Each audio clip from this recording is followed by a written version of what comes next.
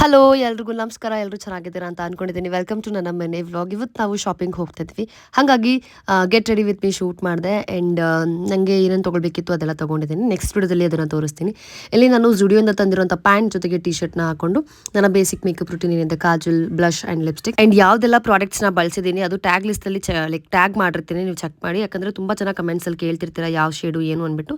So ನೀವು ಟ್ಯಾಗಲ್ಲಿ click ಮಾಡಿದ್ರೆ ನಿಮಗೆ ಟ್ಯಾಗ್ ಲಿಸ್ಟಲ್ಲಿ ಇರುತ್ತೆ ನಾನು ಯಾವ ಪ್ರಾಡಕ್ಟ್ಸ್ ಬಳಸಿದ್ದೀನಿ ಅಂತ ಅಂದ್ಬಿಟ್ಟು.